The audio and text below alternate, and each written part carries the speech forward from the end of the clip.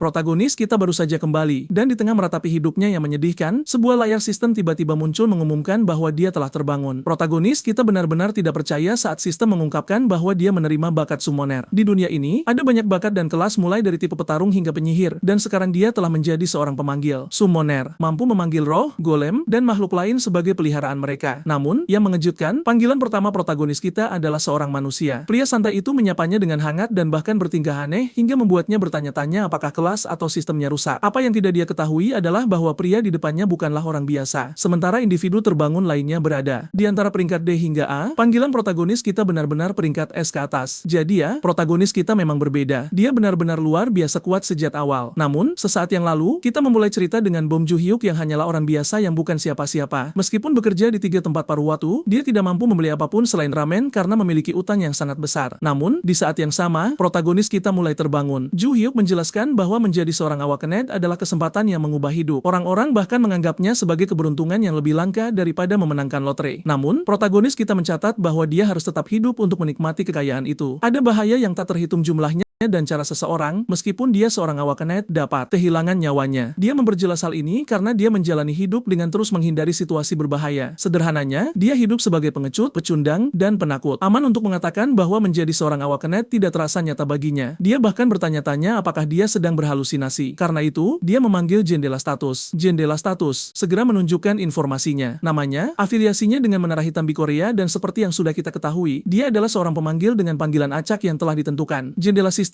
adalah konfirmasi yang cukup bahwa dia benar-benar seorang awakenet. Akibatnya, dia memutuskan untuk menguji bakatnya. Saat dia secara dramatis menggunakan keterampilan panggilan acaknya, tidak ada yang terjadi, membuatnya menyadari kesalahannya. Ju-hyuk menjelaskan bahwa keterampilan seorang awakener tidak berfungsi di luar menara. Keterampilan dan bakat seorang awakener hanya dapat digunakan di dalam menara selain untuk mengakses jendela status. Saat seorang pemain keluar dari menara, mereka secara otomatis menjadi manusia biasa kembali. Namun, yang mengejutkan Ju-hyuk, panggilan acaknya benar-benar aktif. Protagonis kita terpana karena ini adalah pertama kalinya sebuah keterampilan berfungsi di luar menara. Yang lebih mengejutkan lagi adalah panggilan acak pertamanya adalah seorang pria. Melihat reaksi kosong protagonis kita, pendatang baru itu menyapanya dengan hangat. Sementara itu, protagonis kita masih berjuang untuk memahami bagaimana dan mengapa seorang pria dipanggil sebagai panggilan pertamanya. Padahal dia bahkan tidak berada di dalam menara. Berbicara tentang pria itu, dia dengan sopan bertanya kepada protagonis kita apakah dia boleh makan ramen. Protagonis kita memperhatikan panggilannya makan sambil mengkritik rasa makanan tersebut. Sekarang protagonis kita masih bertanya-tanya bagaimana dia bisa memanggil seorang pria entah dari mana. Jendela status muncul lagi. Dijelaskan bahwa protagonis kita dapat memanggil manusia dan demi-human. Selain itu, mereka dibagi menjadi 4 kelas mulai dari rare hingga legendary special super rare. Terlebih lagi, panggilan-panggilannya dipaksa untuk mematuhi 3 prinsip. Pertama, mereka harus melindunginya di atas segalanya. Kedua, mereka harus mematuhinya secara mutlak. Dalam kasus di mana kedua prinsip bertentangan, yang pertama menjadi prioritas. Protagonis kita mencatat bahwa prinsip-prinsip ini berguna, tetapi masih belum menjelaskan pria yang baru saja dia panggil. Seolah menjawabnya, sistem memunculkan bio pria itu. John Cossack juga dikenal sebagai pembunuh gila dari Serikat Pembunuh Kejam. Dia adalah panggilan super rare. Jelas, pria itu adalah manusia dengan waktu manifestasi 6 jam. Protagonis kita merasakan sakit kepala datang saat lebih banyak informasi tentang John Cossack membanjiri pikirannya. Pada saat itu, protagonis kita merasakan kesadarannya ditarik ke dimensi lain, lebih tepatnya ke dalam ingatan masa lalu John Cossack. Protagonis kita menyaksikan John dengan mudah menangani beberapa pria. Setelah itu, John meluangkan waktu untuk mengikat pita pada kepala yang terpenggal, membuat protagonis kita menyadari mengapa dia disebut pembunuh gila. Bagaimanapun, sistem menjelaskan dari ingatan John bahwa dia menemui ajalnya karena upaya pembunuhan yang gagal. Sederhananya, targetnya adalah pendekar pedang terkuat di Kekaisaran. Dia terbelah 2 bahkan sebelum dia bisa merasakan serangan master pedang itu. Jadi ketika protagonis kita tiba-tiba merasakan John di belakangnya bertanya mengapa dia melamun, dia langsung panik dan menjaga jarak. Protagonis kita menyadari bahwa dia baru saja memanggil monster, tetapi untungnya, dia ditenangkan oleh prinsip-prinsip pemanggilan. Tidak mengherankan, John Cossack mengikuti semua instruksi protagonis kita bahkan membersihkan tempatnya tanpa mengeluh. Melihat reaksi protagonis kita, John mengingatkannya bahwa itu adalah tugasnya sebagai panggilan untuk mengikuti semua perintahnya. Protagonis kita mengujinya dengan menyuruh John untuk menggonggong. Awalnya, protagonis kita menjadi cemas bertanya-tanya apakah dia sudah keterlaluan. Yang mengejutkan, John benar-benar patuh meskipun kepribadiannya sebelumnya sangat sombong. Sekarang Ju-hyuk benar-benar yakin bahwa tidak akan terjadi apa-apa padanya. Saat itu juga, terdengar ketukan keras yang panik di pintu. Protagonis kita hampir lupa bahwa hari ini adalah hari di mana dia seharusnya membayar bunga utangnya. Dia menjelaskan bagaimana dia akhirnya terlilit utang. Dia membutuhkan sejumlah besar uang dan karena Ban tidak bisa meminjamkannya, dia tidak punya pilihan pilihan selain pergi ke lintah darat. Ini karena cedera ayahnya yang membutuhkan operasi dan dia juga harus membayar biaya kuliah adiknya. Jadi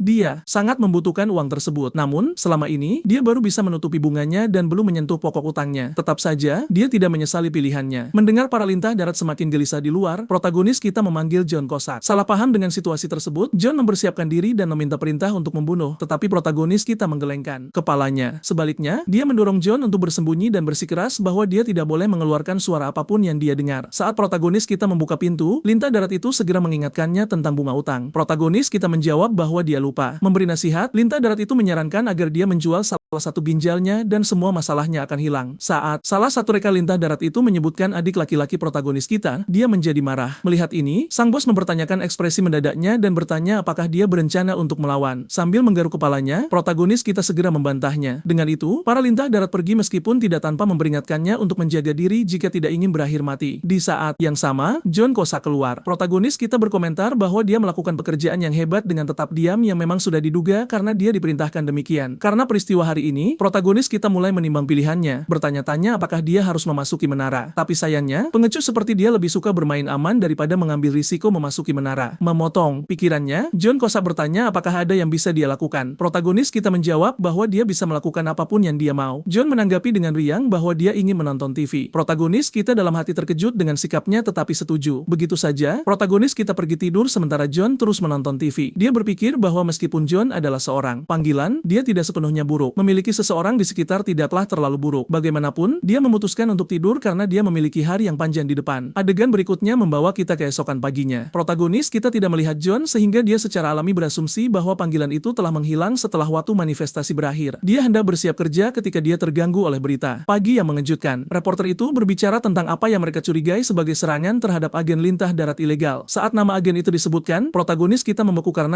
itu adalah lintah darat yang sama dari hari sebelumnya. Yang lebih mengejutkan, kepala semua anggotanya dipenggal dan dihiasi pita. Tentu saja, ini hanya bisa menjadi perbuatan satu orang. Protagonis kita berteriak menyimpulkan bahwa dia baru saja memanggil seorang pembunuh yang mengerikan. Kemudian di tempat kerja, protagonis kita meninjau berita tersebut. Sepanjang waktu dia membaca artikel itu, dia merasa benar-benar kacau. Tiba-tiba, seorang pelanggan mendekatinya dengan sebuah barang. Namun, protagonis kita sangat ketakutan sehingga dia terus membayangkan kepala para lintah darat yang terpenggal. Melihat reaksinya, pelanggan wanita itu bertanya apakah dia baik-baik saja, dan dia dengan cepat meminta maaf. Setelah pekerjaan siangnya, protagonis kita memutuskan untuk mengambil waktu istirahat dari semua pekerjaan paruh waktunya. Rupanya, dia tidak bisa berhenti melihat kepala para lintah darat dan akhirnya menyimpulkan bahwa itu karena dia. Bagaimanapun, sore harinya di rumahnya, protagonis kita menelusuri sistem dan memeriksa informasi John Cossack sekali lagi. Dia menyimpulkan bahwa pria itu benar-benar seorang pembunuh gila dan dia merasa bersyukur bahwa dialah sang pemanggil, yang berarti pria itu tidak dapat melukainya. Meskipun demikian, protagonis kita memanggil John. Namun, sesuatu yang aneh terjadi. Sebelum memanggil, sistem mengingatkannya untuk memberikan penilaian kepuasan. Protagonis kita hampir melupakan hal ini. Karena pengalaman dramatis yang diberikan John kepadanya, protagonis kita awalnya mempertimbangkan untuk memberinya ulasan bintang 1. Tapi dia tidak tega melakukannya karena dia bukan orang yang tidak punya hati. Sistem memberitahu dia bahwa dia telah memberikan peringkat bintang 3. Protagonis kita menjelaskan bahwa ibunya dulu adalah seorang koordinator untuk sebuah perusahaan penyewaan pemurni air. Dengan kata lain, dia tahu dari pengalaman betapa memilukannya peringkat yang buruk. Bagaimanapun, John Cossack dipanggil dan menyapa protagonis kita dengan antusiasme biasanya. Protagonis kita melihat ekspresi polos dan ceria John saat dia berterima kasih atas penilaiannya dan berjanji untuk bekerja lebih keras lagi. Setelah hening sejenak, protagonis kita memutuskan untuk bertanya apakah John benar-benar membunuh para lintah darat itu. Tentu saja, John mengonfirmasinya dengan mencatat bahwa dia membereskan mereka tadi malam tepat sebelum menghilang. Hati protagonis kita mencelos saat John dengan santai mengakui kebenarannya. Tetap saja, dia memaksa dirinya untuk tenang. Ketika dia bertanya kepada John bagaimana dia bisa menemukan lokasi mereka, John mengungkapkan bahwa dia memasang tanda pada mereka menggunakan keterampilan pelacakan. Protagonis kita mengenali nama keterampilan itu, tetapi dia tetap bertanya mengapa John bertindak sejauh itu sampai membunuh mereka. Ketika John melabeli mereka sebagai ancaman dan menjelaskan bahwa dia menangani mereka sebelumnya, protagonis kita terpana karena dia tidak pernah memintanya. Mendengar ini, John mengingatkannya pada 3 prinsip pemanggilan. Meskipun seorang panggilan harus mengikuti semua perintah, ketika nyawa pemanggil dalam bahaya, mereka bebas untuk mengambil tindakan. Dia juga menjelaskan bahwa dia tidak bisa membunuh pemanggilnya. Ketika protagonis kita membuat gerakan menggorok leher, John mengklarifikasi bahwa dia jelas tidak bisa melakukan itu karena aturan pertama pertama. Protagonis kita masih menyatakan kebingungan, jadi John menunjukkan bahwa aturan ketiga dapat ditafsirkan dalam banyak cara. Dari sudut pandangnya, lintah darat itu perlu ditangani. Protagonis kita hampir mengumpat saat mendengar itu, tapi si pecundang yang malang itu malah berakhir meminta maaf. John menegaskan itu tidak apa-apa, mencatat bahwa dia pernah mendengar yang lebih buruk sebelumnya. Sementara itu, protagonis kita mulai menyadari betapa berbahayanya situasi ini. Sebagai ilustrasi, dia membayangkan sedang berjalan di jalan bersama John dan tidak sengaja menabrak seseorang. Jika orang itu mengumpat dan mengancam akan membunuhnya, itu akan dianggap sebagai ancaman. Tapi dari sudut pandang John, orang itu pantas mendapatkan pita dekoratif yang mewah di kepala mereka. Melihat ekspresi cemas tuannya, John tiba-tiba berlutut dan meminta maaf. Jadi protagonis kita membuatnya berjanji untuk tidak membunuh siapapun, tetapi John tidak bisa sepenuhnya menjanjikan itu. Namun, setelah banyak desakan, dia setuju untuk menggunakan penilaian yang lebih baik. Protagonis kita akhirnya menghela napas lega dan hendak membatalkan panggilan, tetapi John menghentikannya dan bertanya apakah dia tidak berencana untuk mendaki menara. Protagonis kita sesaat terpana. Sementara yang lain menganggap kebangkitan sebagai kesempatan yang mengubah hidup, dia tidak tega untuk mendaki menara karena dia takut mati. Karena pertanyaan John sebelumnya, protagonis kita bertanya apakah ada orang lain yang pernah memanggilnya sebelumnya. John mengangguk sebagai jawaban. Dia menambahkan bahwa para pemanggil itu kuat dan berani. Protagonis kita mencatat bahwa dia tidak memiliki keberanian seperti itu. Dia percaya awak-ned lainnya mempertaruhkan nyawa mereka untuk menyelamatkan dunia sementara dia hanyalah seorang pecundang yang menyedihkan. Tapi yang mengejutkannya, John mengoreksinya dengan mengatakan bahwa dia adalah pemanggil terbaik yang pernah ada. Masih bersemangat, John bertanya apakah dia tahu kebajikan terbesar dari seorang pemanggil. Tanpa menunggu jawaban, dia mengatakan itu adalah keselamatan nomor satu. Pada dasarnya, John bersikeras bahwa protagonis kita harus memprioritaskan kelangsungan hidup di atas segalanya. Tidak perlu baginya untuk bertarung. Dia bisa menyerahkan pekerjaan kotor itu kepada panggilannya karena pemanggil yang mempertaruhkan nyawa cenderung mati muda. John ingin dia hidup dengan tenang dan menikmati umur yang panjang. Adegan berikutnya membawa kita ke hari berikutnya. Protagonis kita merenungkan kata-kata John kosak dan masih belum memutuskan untuk mendaki menara. Setidaknya dia bersyukur bahwa karena tindakan John, dia tidak perlu lagi khawatir tentang lintah darat. Dia menyimpulkan bahwa ke depannya, dia hanya akan mencari pekerjaan dan menjalani hidupnya dengan tenang. Tapi seperti biasa, berita buruk datang di saat-saat seperti ini. Seperti yang diduga, protagonis kita menerima telepon dari ayahnya yang memberitahu bahwa dia perlu pindah ke rumah sakit yang lebih baik. Selain itu, ibunya baru saja dipecat. Merasakan reaksinya, ayahnya meyakinkannya bahwa semuanya baik-baik saja dan dia hanya ingin menanyakan kabarnya. Protagonis kita menghargai ini dan mengatakan dia akan pulang kapan-kapan sebelum menutup telepon. Akibatnya, protagonis kita mempersiapkan diri untuk memasuki menara. Seperti biasa, dia mengatakan pada dirinya sendiri bahwa dia hanya masuk untuk memeriksa keadaan. Jika berbahaya, dia akan segera pergi. Berpikir tentang pemanggilan, protagonis kita bertanya-tanya apakah dia benar-benar perlu memasuki menara bersama John. Dia mempertimbangkan panggilan berikutnya. Mungkin, jika dia beruntung, dia bisa mendapatkan tipe legendaris. Sayangnya baginya, sistem memberitahunya bahwa panggilan acak tidak tersedia. Selain itu, dia mengetahui bahwa waktu tunggu untuk panggilan acak adalah 1 bulan. Pada akhirnya, dia memanggil John yang berterima kasih kepadanya karena telah memberikan peringkat bintang 5. Protagonis kita menghindari tatapannya. Lagi pula, dia baru saja mencoba memanggil orang lain. Bagaimanapun, ketika dia memberitahu John tentang rencananya untuk mendaki menara, John pertama-tama mengakui bahwa dia berani sebelum segera menarik kata-katanya dan bersikeras bahwa dia tidak boleh berani. Terlepas dari apakah protagonis kita berencana untuk hanya melihat-lihat dan pergi, John menawarkan untuk menangani semuanya. Dia meyakinkannya bahwa itu akan berjalan lancar dan dia bahkan tidak perlu mengangkat satu jari pun. Dan begitu saja, protagonis kita memanggil sistem dan memulai entry ke lantai 1 menara. Sistem segera memberitahu mereka tentang entry tersebut. Dan begitu saja, keduanya tersedot di dalam ruang tersebut. Saat ditarik melintasi ruang, protagonis kita terus berteriak sepanjang waktu. Akhirnya, dia dan John berhasil dipindahkan ke lantai pertama menara. Protagonis kita mencatat dalam hati bahwa lantai pertama adalah tanah gersang yang terbengkalai. Namun, dia tiba-tiba merasa mual. Saat dia muntah, John menepuk punggungnya dengan lembut meyakinkannya bahwa dia akan terbiasa. Bagaimanapun, mereka berdua meninggalkan zona aman dan menjelajah ke tanah gersang. Saat protagonis kita melangkah sepenuhnya ke tanah gersang, dia merasakan atribut fisiknya meningkat seiring sistem juga mencatat bahwa bakat dari kelas pemanggilannya sedang diaktifkan. Protagonis kita takjub mencatat bahwa beginilah perasaan para pemain bahkan di level 1. Dia sudah merasa sedikit lebih kuat. Terlepas dari itu, sistem memberinya misi. Dia ditugaskan untuk melenyapkan 5 belatung gendut berkulit keras dalam waktu 2 jam. Dia akan gagal dalam misi jika dia mati atau meninggalkannya. Seolah diberi aba-aba, mereka segera melihat beberapa belatung. Protagonis kita menjelaskan bahwa dari tutorial pemula, lantai pertama dimaksudkan untuk menguji keterampilan pemain. Meskipun belatung itu memberikan sedikit atau tanpa kerusakan, kulit mereka sangat keras sehingga sulit untuk dibunuh. Beberapa pemain berpengalaman bahkan mengatakan butuh waktu hingga 30 menit hanya untuk membunuh 1 belatung. Namun, coba tebak siapa yang tiba-tiba menjadi berani setelah menjadi pemain pemain. Protagonis kita melangkah maju bersikeras dia akan menumbangkan satu belatung sendiri. Sementara itu, John Cusack mencoba menghentikannya mengingatkannya bahwa dia tidak perlu melakukan apapun. Namun, protagonis kita mengabaikannya begitu saja. Hanya setelah mendekati seekor belatung, dia menyadari bahwa dia tidak memiliki senjata, dan dia dengan cepat meminta John untuk meminjamkannya satu. Protagonis kita bahkan tidak menyadari bahwa dia akan diserang oleh belatung itu. Saat dia menyadarinya, semua kepercayaan dirinya yang terkumpul lenyap dan dia segera meminta bantuan John. John Cusack menanggapi dengan jempol yang jinaka memujinya atas keputusan yang bijaksana. Pria itu bergerak sangat cepat hingga terlihat seperti dia berpindah tempat dan boom, dia membunuh belatung itu dengan satu serangan. Tapi dia belum selesai. Setelah melontarkan beberapa belatung ke udara, dia menyiapkan belati-belatinya. Selanjutnya, dia melemparkan semua belati ke arah mereka. Setiap belati mengenai dengan sempurna dan John membalikan punggungnya sebelum mengaktifkan keterampilan yang disebut ledakan bilah. Dan begitu saja, dia membantai mereka dengan mudah tanpa meninggalkan apapun kecuali kehancuran. Protagonis kita tidak percaya John menyapu bersih semua belatung dalam sekejap mata. Beberapa notifikasi muncul. Setelah menyelesaikan misi, protagonis kita naik level dan mendapatkan 100 gram batu mana. Selain itu, dia menerima peringkat SOI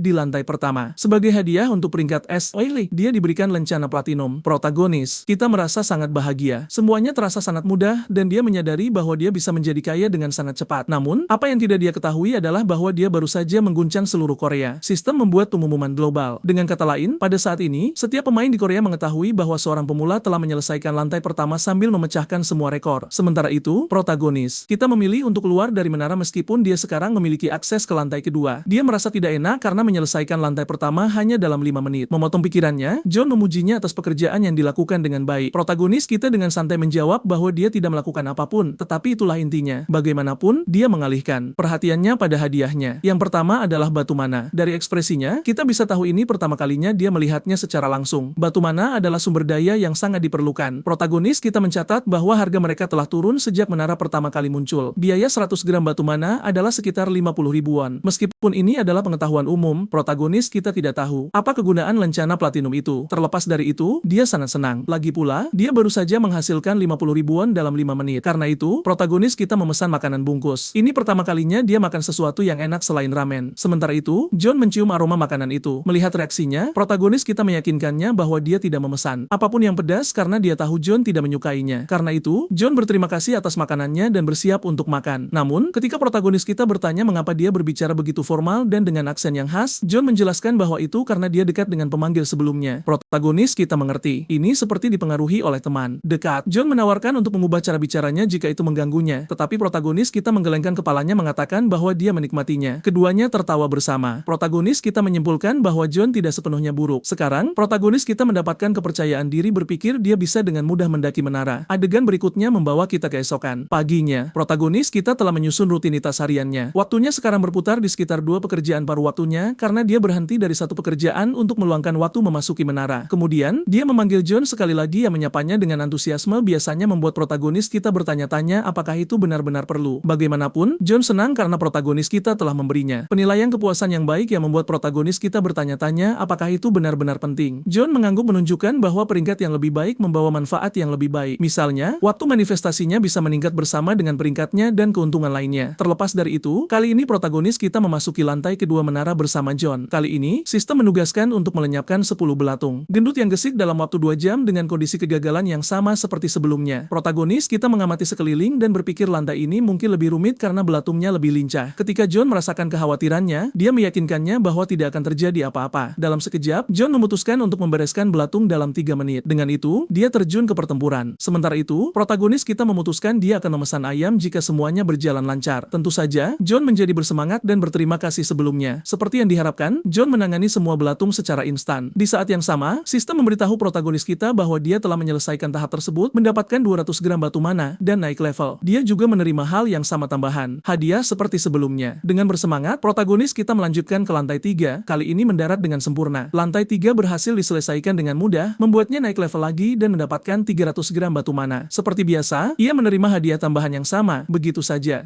Protagonis kita terus maju dan akhirnya mencapai lantai 5. Pada saat itu, sistem memberitahu bahwa ia telah menerima 5 lencana es. Karena hal ini, ia diberi keuntungan khusus. Tentu saja, protagonis kita sama sekali tidak tahu apa artinya itu. Jadi, sistem menjelaskan, per adalah peningkatan pada trait yang telah bangkit. Efek dari per khusus ini memungkinkan protagonis kita untuk memanggil 2 summon sekaligus. Selain itu, protagonis kita saat ini berada di level 6 dan tidak memiliki keahlian apapun kecuali keahlian umum yang hanya mengizinkannya untuk memasuki menara. Melihat ini, protagonis kita menyimpulkan bahwa lencana platinum dan hadiah SOJ adalah yang terbaik. Sekarang, dia tidak sabar menunggu waktu cooldown dari summon acaknya. Selain itu, dia berpikir dia harus terus mendaki menara untuk membuka lebih banyak hadiah. Adegan berikutnya membawa kita ke Departemen Manajemen Kebangkitan Korea. Kita masuk ke dalam dan seluruh kantor Haning. Sementara itu, seorang pria duduk dengan ekspresi serius merenungkan waktu terbaik untuk memposting laporan mereka. Menyela pikirannya, rekan kerja wanitanya bertanya apakah dia sedang memikirkan pengumuman global. Pertanyaan itu membuatnya kesal, terutama karena dia telah memperingatkannya untuk berhenti mencampuri pikiran orang lain. Bagaimanapun, pria itu adalah Jeng Guangle, sang ketua tim, sementara wanita itu adalah Limina, manajer Departemen Manajemen Kebangkitan. Terlepas dari itu, Guangle bertanya apakah pengumuman baru telah diposting. Mina mengonfirmasinya, menambahkan bahwa lantai 6 telah diselesaikan. Dengan peringkat S, Guangle menjadi gugup saat mendengar ini. Dia menyimpulkan ini pasti perbuatan satu orang dan pemain itu pasti sangat kuat. Dia bertanya-tanya berapa lama pemain tersebut bisa mempertahankan rekor penyelesaian SOJ miliknya. Akhirnya, sang direktur berbicara. Park Kyung-soo memberitahu mereka bahwa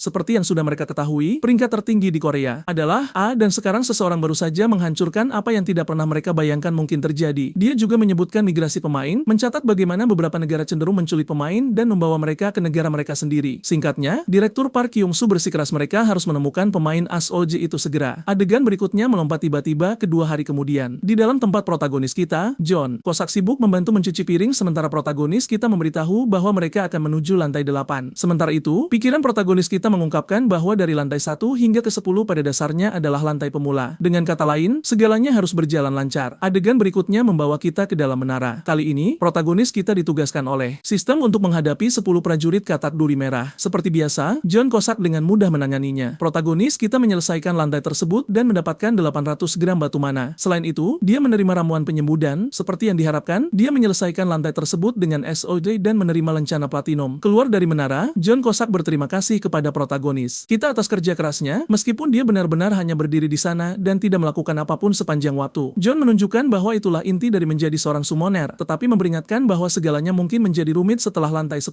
Terlepas dari itu, protagonis kita bersemangat dan memutuskan untuk memberi John Kosak imbalan atas kerja kerasnya. Yang mengejutkannya, John Kosak segera menolak uang itu, bersikeras dia lebih suka menonton TV, menambahkan bahwa dia tidak bisa meninggalkan sisi protagonis kita. Protagonis kita menyadari ini ada hubungannya dengan prinsip summon. Karena hal ini, dia memutuskan untuk memesan ayam saja. John Kosak dengan senang hati setuju dan bahkan memesannya, mengingatkan mereka untuk tidak membawa apapun yang pedas. Bagaimanapun, protagonis kita memikirkan hadiah lainnya dan memutuskan untuk memberikan ramuan penyembuh kepada John. Adapun batu mana, dia pikir sudah saatnya untuk mulai mencairkannya dengan menjualnya. Kita melompat ke hari ke-10. Waktunya bagi protagonis kita untuk mendaki lantai 10. Awalnya, dia hanya ingin sekadar mengujinya dan meninggalkan menara, tetapi berkat John, mendaki menara tidaklah sesulit yang dibayangkan. Pada titik ini, protagonis kita benar-benar lupa bahwa John adalah psikopat yang sama yang membunuh para rentenir. Tetap saja, dia memanggil John dan, berkat peringkat bintang 5 yang berkelanjutan, waktu manifestasi John telah bertambah 1 jam. Protagonis kita sangat senang dan John, seperti biasa, bersikeras tuannya harus menyerahkan segalanya kepadanya. Adegan berikutnya membawa kita ke lantai 10.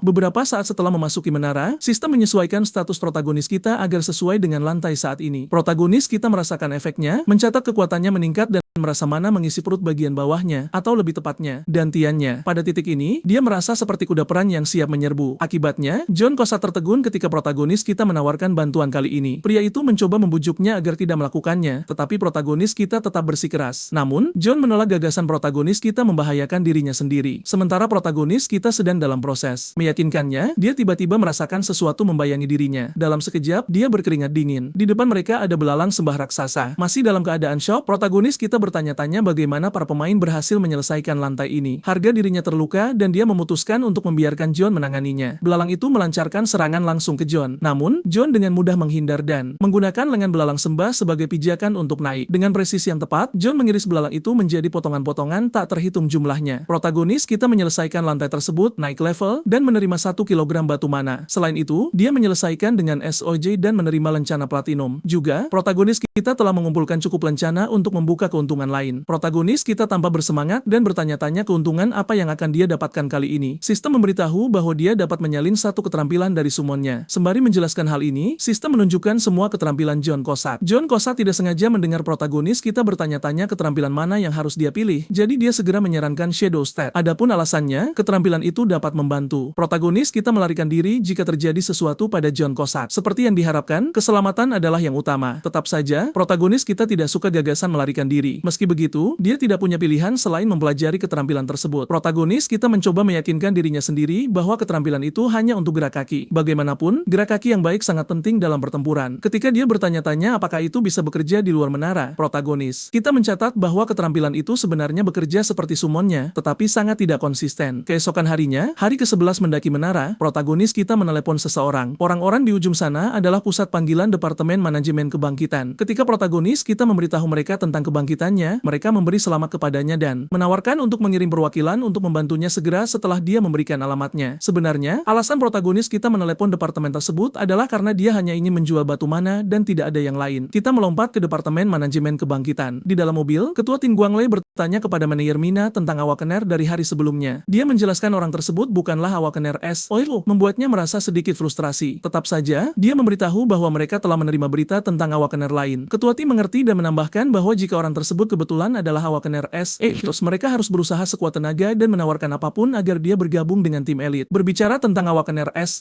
Protagonis kita sibuk membersihkan rumahnya. Saat dia mendengar bahwa perwakilan dari Departemen Manajemen Kebangkitan telah tiba, Ketua Tin Guanglei adalah yang pertama melangkah masuk setelah protagonis kita menyuruh mereka masuk. Setelah memperkenalkan diri dan manajer Mina, protagonis kita bertanya-tanya mengapa. Wanita itu membuatnya merasa gugup. Tiba-tiba, manajer Mina mendekati protagonis kita. Sedikit curiga, dia langsung bertanya apakah protagonis kita adalah Awakener S. Ketua Tin Guanglei yang malang membeku karena syok saat menyaksikan ini. Protagonis kita menjadi terkejut. Dalam hati, pikirannya mengungkapkan kepanikannya saat dia bertanya-tanya apakah wanita itu memiliki semacam kemampuan pendeteksi. Jika memang begitu, dia hanya perlu berbohong sambil bersikap wajar. Protagonis kita mengabaikannya sementara manajer Mina hanya mengamatinya, sambil mencatat, ini adalah contoh buku teks tentang seseorang yang berbohong. Ketua Tin Guanglei mencoba memukulnya karena bersikap kasar, tetapi dia menghindar, mencatat dia akan lebih berhati-hati lain kali. Berbalik ke arah protagonis kita, dia meminta maaf atas perilakunya, tetapi protagonis kita bersikeras tidak masalah. Sebelum melanjutkan, narasi mengungkapkan lebih banyak informasi tentang menara hitam dalam bentuk presentasi. Tidak ada yang bisa mengetahui asal-usul menara hitam, tetapi mereka tiba-tiba muncul dan lebih tinggi daripada gedung pencakar langit tertinggi. Selain itu, menara hitam memiliki semacam penghalang yang mencegah kekuatan eksternal untuk mendekat. Tepat saat orang-orang bertanya-tanya apa yang harus dilakukan terhadap menara hitam, para pemain tiba-tiba mulai muncul dan begitulah mereka mengetahui bahwa hanya pemain yang dapat mengakses lantai di dalam menara. Keterampilan mereka aktif di dalam, tetapi di luar mereka tidak lebih dari manusia biasa. Selain itu, bahan dari menara dapat membantu ekonomi. Menariknya, pemain harus terus-menerus mendaki menara. Jika tidak, menara akan mengeluarkan peringatan global. Jika lantai tidak didaki dalam waktu 6 bulan, menara hitam akan secara otomatis memulai hitung mundur. Akhirnya, itu akan runtuh. Rupanya, itulah yang terjadi pada kota Mumbai dan seluruh negara. India hancur bersama dengan menara hitam. Oleh karena itu, pemain perlu mendaki menara, dan untungnya bagi Korea, mereka hanya memiliki satu, sementara beberapa negara memiliki 2 atau lebih. Hanya 0,1% hingga 0,5% dari populasi negara yang bisa menjadi bangkit. Meskipun variabilitas ini dan memiliki relatif sedikit pemain, kemajuan menara Korea stabil. Jadi, pemain benar-benar pahlawan. Tanpa mereka, tidak ada yang bisa menjelajahi menara hitam. Dan begitu saja, presentasi berakhir, menambahkan sedikit motivasi dan mendorong protagonis kita untuk menjadi pahlawan. Setelah presentasi berakhir, Ketua Tin Guanglei meminta untuk mengajukan beberapa pertanyaan sebagai bagian dari verifikasi. Sementara itu, protagonis kita menganggap seluruh proses tidak perlu karena dia hanya ingin menjual batu mananya. Terlepas dari itu, ketika Ketua Tin Guanglei bertanya apakah dia benar-benar seorang yang bangkit, protagonis kita menunjukkan batu mana sebagai bukti. Saat protagonis kita dengan santai mengakui telah mencapai lantai 10,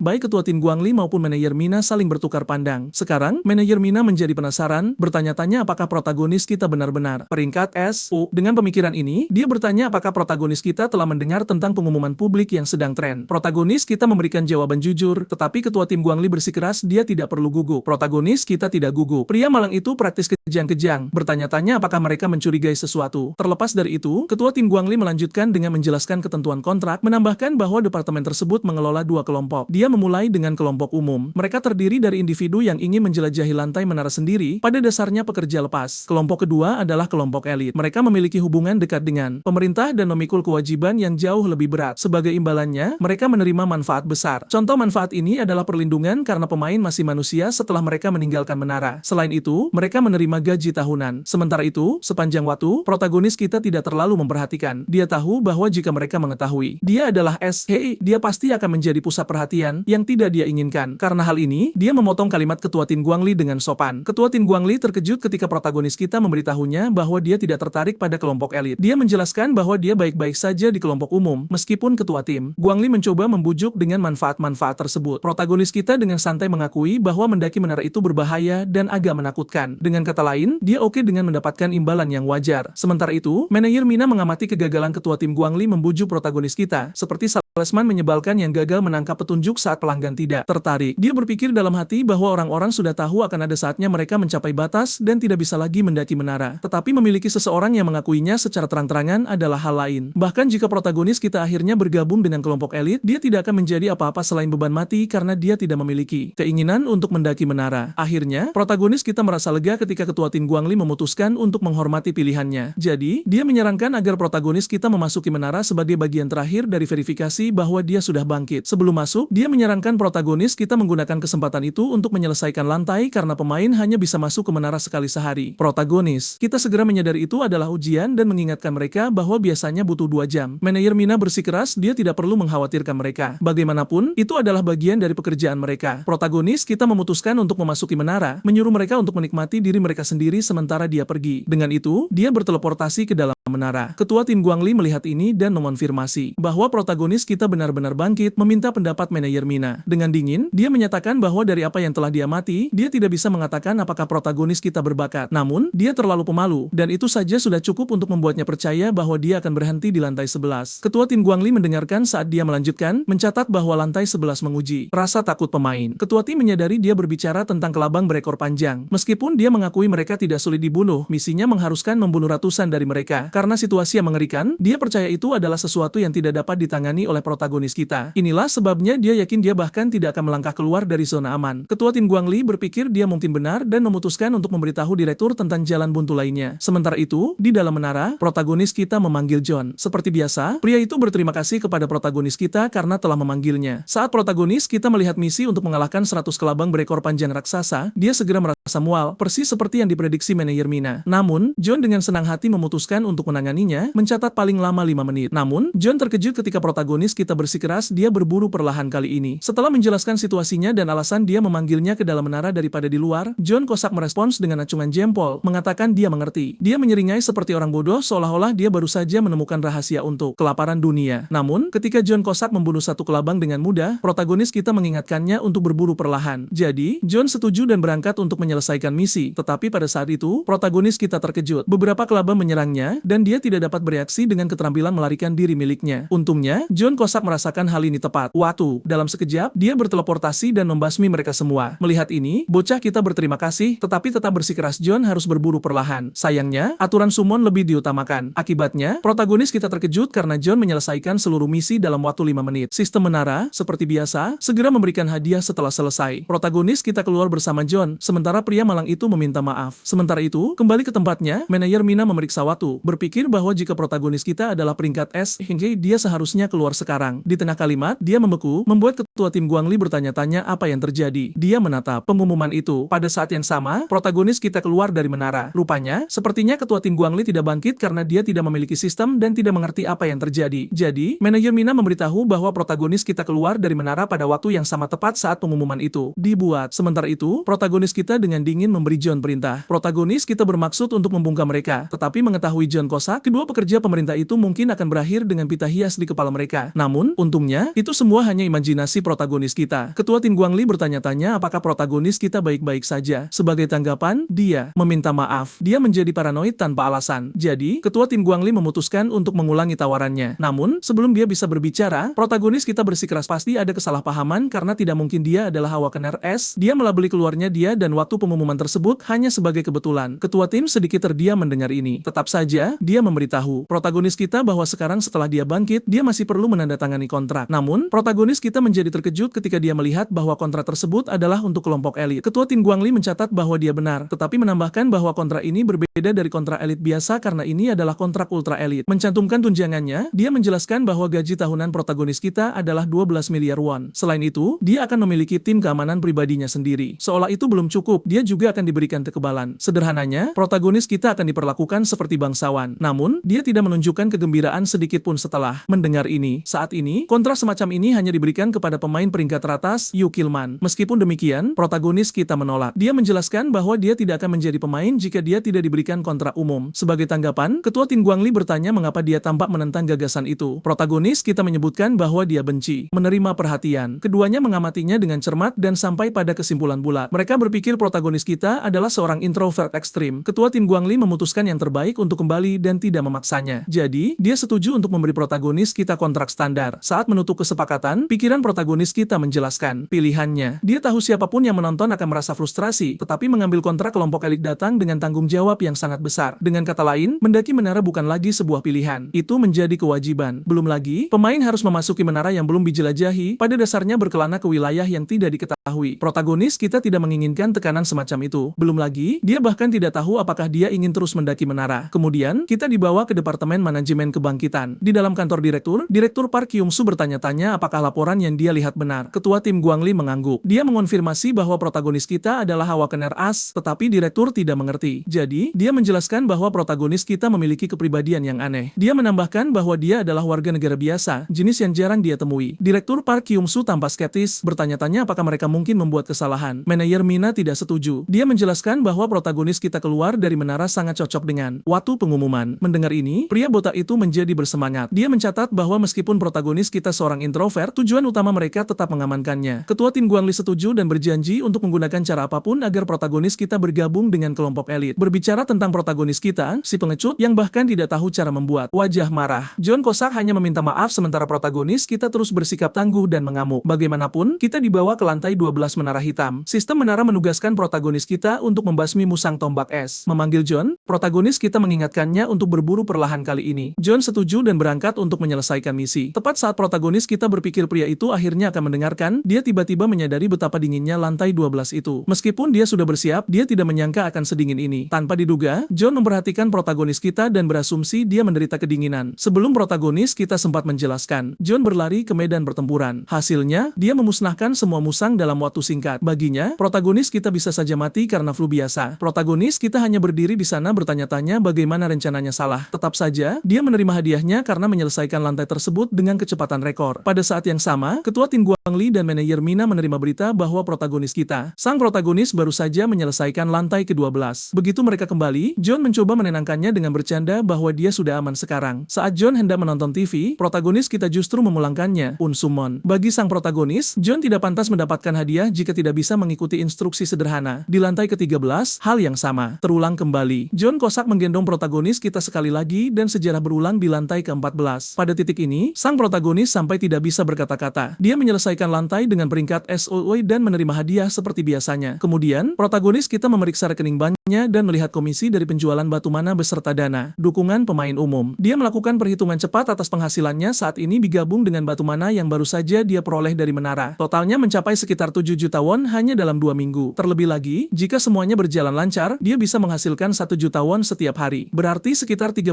juta won setiap bulan. Keesokan harinya, protagonis kita memanggil John Cossack yang segera meminta maaf dan menyatakan rasa terima kasih karena telah menerima rating bintang 5 meskipun kinerjanya buruk belakangan ini. Ngomong-ngomong, John terkejut saat protagonis kita menyuruhnya melakukan apapun yang dia mau saat berburu, karena tidak ada gunanya lagi bersembunyi karena Departemen Manajemen Kebangkitan sudah mengetahui segalanya. Belum lagi, dia bisa mendapatkan per lain setelah menyelesaikan lantai 15 dengan peringkat S. Dengan itu, dia memberitahu John bahwa sudah waktunya untuk memasuki menara. Sistem menginformasikannya bahwa dia telah memasuki lantai 15 menara hitam dan misinya adalah melenyapkan para pekerja goblin. Protagonis kita mencatat dalam hati bahwa ini adalah pertama kalinya dia melihat monster humanoid. Meskipun goblin itu lemah, mereka memiliki tingkat kecerdasan tertentu yang berarti mendaki lantai yang lebih tinggi akan menjadi lebih sulit. Bagaimanapun, John Cusack, seperti biasa, memutuskan untuk menangani semuanya. Karena goblin itu licik, dia menyarankan protagonis kita untuk bersembunyi dengan benar kali ini. Sambil menyeringai, dia menjelaskan rencananya untuk melenyapkan mereka semua sekaligus. Protagonis kita melihat saat John mengaktifkan skill stealth dan seketika itu juga, dia mulai memenggal kepala goblin dengan mudah. Protagonis kita menyelesaikan lantai 15, naik level, dan menerima 1,5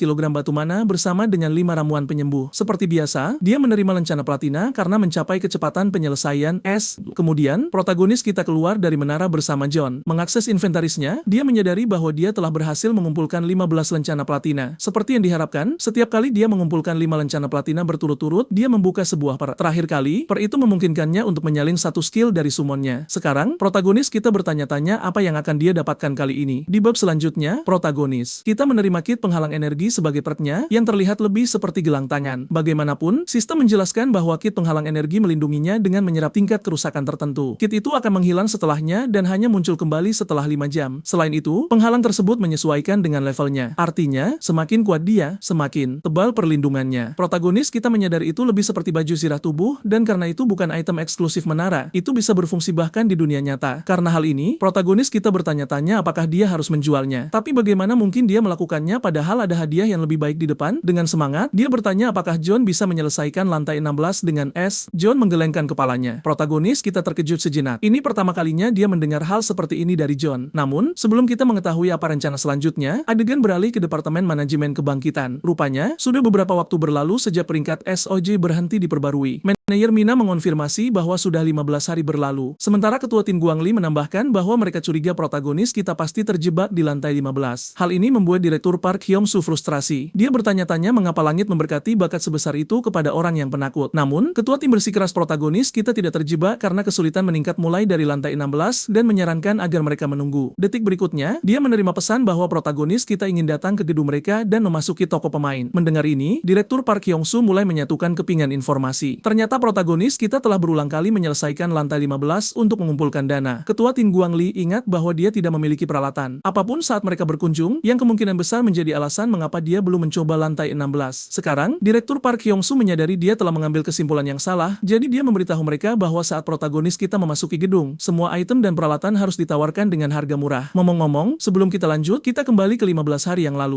Di dalam menara, protagonis kita memerintahkan John untuk menikamnya dengan pisaunya. John menolak dan mengatakan dia lebih baik memotong tangannya sendiri meskipun protagonis kita hanya ingin menguji apakah penghalang energinya berfungsi. Dia tidak mengerti mengapa pria malang itu membuat keributan seperti itu. Bagaimanapun, protagonis kita memutuskan untuk melakukannya sendiri, membuat John terkejut. Melihat ini, John Cusack hendak memotong lengannya sendiri, tetapi protagonis kita bersikeras agar dia tetap diam. Rupanya, dia lupa mengaktifkan penghalang energi. Setelah menyembuhkan dirinya sendiri dengan ramuan, John memohon padanya untuk tidak melakukan hal seperti itu lagi. Sekarang, mengikuti instruksi protagonis kita, John pergi berburu beberapa goblin. Saat John sibuk, protagonis kita memutuskan menggunakan waktu ini untuk menguasai kemampuannya. Dengan pemikiran itu, dia mengaktifkan Shadow Step, langkah bayangan. Detik berikutnya, rasanya seperti dia berteleportasi. Saat menggunakan skill tersebut, protagonis kita merasa tubuhnya ringan dan menyadari mengapa John ingin dia mempelajarinya terlebih dahulu. Saat mencoba skill itu, dia tidak sengaja berpapasan dengan seekor goblin. Protagonis kita menyadari dengan kaget bahwa goblin itu sedang bersembunyi dari John. Goblin itu merasakan ketakutan protagonis kita dan menerjangnya. Untungnya, protagonis kita ingat untuk mengaktifkan penghalang energi kali ini. Dia menendang goblin itu hingga terpental. John melihat goblin tersebut dan langsung menebasnya. Mengomentari tendangan itu, dia bertanya apakah protagonis kita kebetulan bermain sepak bola. Kemudian, memikirkan keselamatan protagonis kita, John segera bergegas maju. Dia bertanya apakah protagonis kita baik-baik saja dan tanpa menunggu jawaban, mulai memeriksanya untuk mencari luka, membuat protagonis kita merasa canggung. Segera setelah itu, dia mulai menceramahinya tentang keselamatan. Setelah berulang kali menyelesaikan lantai 15 selama 2 minggu, protagonis kita mengumpulkan batu mana dalam jumlah yang cukup dan mulai terbiasa dengan skillnya. Sekarang, adegan beralih kembali ke masa kini. Protagonis kita memanggil Departemen Manajemen Kebangkitan dan merasa agak tidak enak saat Ketua Tim Guangli menawarkan untuk mengirim seseorang untuk menjemputnya. Di adegan berikutnya, protagonis kita tiba di departemen dengan limusin. Sementara itu, Ketua Tim Guangli telah menunggunya. Dia menyapa protagonis kita dan menawarkan untuk mengantarnya ke dalam. Berkat kepribadian protagonis kita, dia tidak bisa menahan rasa cemasnya. Bagaimanapun, Ketua Tim membimbingnya ke dalam dan protagonis kita berhasil mendaftar. Ketika Ketua Tim Guangli bertanya apakah dia butuh bantuan, protagonis kita menggelengkan kepala dan mengatakan dia akan meluangkan waktu untuk melihat-lihat. Akhirnya, dia memasuki toko pemain. Tempat itu sangat mewah dan protagonis kita bertanya-tanya mengapa tidak ada satupun pelanggan. Dia mulai merasa tidak enak, mengira barang-barangnya pasti sangat mahal, tetapi memutuskan untuk menjual batu mananya terlebih dahulu. Sejujurnya, lihatlah orang ini. Percakapan sederhana saja terasa seperti beban baginya. Sementara itu, di saat yang sama, di kantor Direktur Park Hyung-soo bertanya tentang situasinya. Ketua tim Guangli menjelaskan bahwa protagonis kita sedang melihat-lihat dan dia memastikan tidak ada pemain lain yang masuk ke toko dengan memberitahu bahwa toko itu tutup. Mengenai harganya, dia menginstruksikan staf untuk memberi protagonis kita diskon 90% untuk apapun yang dia beli. Karena menawarkan barang secara gratis mungkin membuatnya tidak nyaman. Dia bisa saja berakhir tidak membeli apapun. Adegan berubah ke tempat tinggal protagonis kita. Setelah seharian berbelanja, dia hanya membeli sebuah gada, maci, seharga 2 juta won dan sepatu bot kulit basilis seharga 3 juta won. Protagonis kita tahu barang-barang itu seharusnya berharga jauh lebih mahal dan bertanya-tanya apakah ini ulah ketua tim Guangli. Meskipun demikian, dia merasa barang-barang itu berguna, terutama sepatu botnya, karena penghalang energi menyatukan semua pertahanan. Dengan pemikiran ini, dia pikir akhirnya tiba saatnya untuk menuju lantai 16. Jadi, keesokan harinya, dia memanggil John dan segera memberitahu rencananya untuk mencoba lantai 16. Dia juga menjelaskan bahwa akhirnya tiba saatnya untuk menggunakan panggilan acak random summon lagi. John terkejut mendengar hal ini. Tetap saja, protagonis kita memulai random summon sambil memanggil setiap dewa dari berbagai agama. Kedua pria itu terpana dan protagonis kita merasa ada yang tidak beres. Di saat berikutnya, sebagian langit-langit rumahnya hancur total. Sekarang, protagonis kita mulai berkeringat bertanya-tanya apa yang baru saja dia panggil. Tepat saat protagonis kita bertanya-tanya apakah dia baru saja memanggil monster, John menjadi marah dan menyebut pendatang baru itu dengan sebutan sensor. Hadiah sambutan si pendatang baru adalah sebuah tendangan terbang, dropkick dari John Cossack. Protagonis kita memperhatikan mereka dan bertanya-tanya apakah mereka mungkin saling kenal. Setelah menerima beberapa tendangan dari John, pria besar itu mengklaim itu hanya geli. Menjadi serius, John berpikir bajingan ini pantas mendapatkan pita mewah di kepalanya. Namun, saat itulah protagonis kita melangkah masuk untuk meredakan suasana. Langit-langitnya sudah hancur. Dia tidak sanggup jika rumahnya hancur berantakan. Tetap saja, protagonis kita bingung ketika John menyebutkan tidak perlu baginya untuk berbicara dengan pria besar itu. Dia menambahkan bahwa pria itu dikenal bodoh dan yakin dia bahkan tidak tahu prinsip-prinsip pemanggilan summons. Sudah bisa ditebak ketika John menyarankan agar dia menjelaskannya, pria itu kesulitan untuk melafalkan apapun. Intinya, otak pria itu tidak sinkron yang membuat John marah. Dia mencatat bahwa si bodoh ini seharusnya tidak dipanggil, membuat protagonis kita terkejut. Memeriksa profil pria besar itu, sistem mengidentifikasinya sebagai pelindung daging, mid shield, barbar yang tumpul dari suku padang rumput. Yang agung, pria itu tidak punya nama. Dia jelas manusia dan seorang barbar. Sementara itu, protagonis kita merasa agak kecewa karena dia menarik tipe Terara, yang sebenarnya adalah peringkat terendah. Sekarang dia harus menunggu sebulan penuh sebelum bisa melakukan penarikan lagi. Protagonis kita mencoba mendapatkan sesuatu yang berguna dari pria besar itu, tetapi pria itu tidak tahu apa-apa. Sebagai hasilnya, sistem menunjukkan kepadanya ingatan terakhir pria besar itu, seperti selama waktunya bersama John Cossack. Kesadaran protagonis kita dijatuhkan ke lokasi yang berbeda. Dari latar belakang kisahnya, pria besar itu adalah seorang barbar berpikiran sederhana yang terpikat oleh alam. Terlepas dari sifatnya yang sederhana,